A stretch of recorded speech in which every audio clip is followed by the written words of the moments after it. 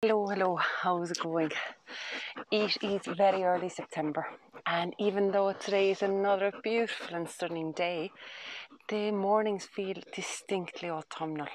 So it's about time I have my final bag of Charlotte potatoes harvested and see what is the outcome. Is it better still to continue in these big grow bags, or will the small pots be the winners? Just as a recap, these grow bags, I planted 2 of them, and they were planted middle of April, a little bit later than I usually would do. There was about 15 of the seed potatoes that went into each of them, but what I did, I weighed them, so they turned into just over a kilo of potatoes each, and I did harvest one of these grow bags earlier already in July, and I got 5.2 kilos of potatoes out of it, which is amazing because it's 5 times the amount of potatoes that went into it. But we'll see now what this one brings. Now I'm back in the kitchen garden, and I put down the tarpaulin. I've even brought out the sunshade because the sunshine is incredibly hot, especially for early September. So we do have to mind ourselves. It's not good for the skin to be out in straightforward sunshine like that with no sun hat or nothing.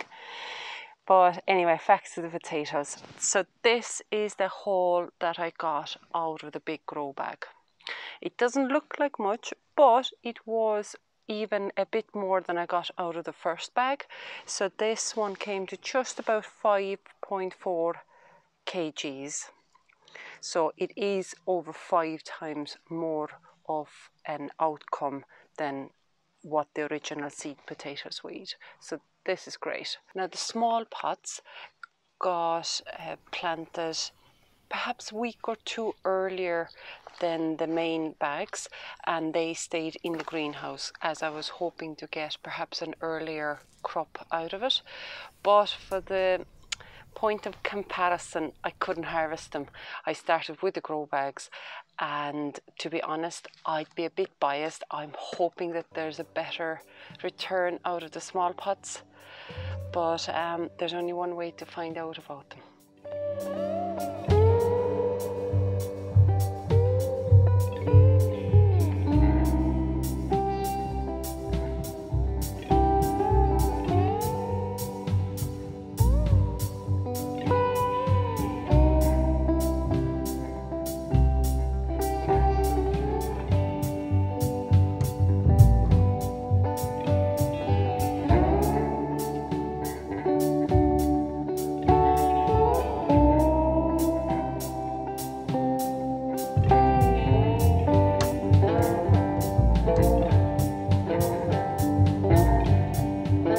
Ta-da!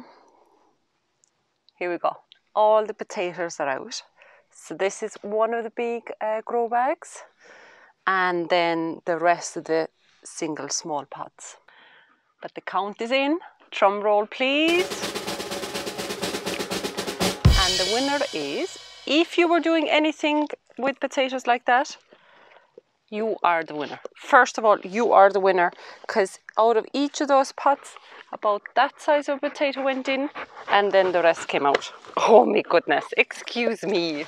In a way, this even comes as a bit of a surprise to me, because really, truly, the winner are the small pots. Yay! Because as I was saying, I was going to be a bit biased about it. I was preferring this to win because how much handier and easier it is to move these around. So if the big grow bag had 5 times the harvest result, then these small ones, in average, they had more than 10 times. Because these small pots would easily give you a harvest that would feed 2 people, perhaps, for a dinner, or up to 3 if it's like a side dish. And they're way more manageable as a size, as a shape, as something if you need to move around. Another good point about the small pot potatoes is that they are much healthier and cleaner looking ones. There is no scab in those because they were placed in a dry situation under the shelter, even though sun could get to it, and there's more scab in the actual grow bag potatoes because those were left out in the open. So during the rainy periods they were out there and the compost was able to get moist.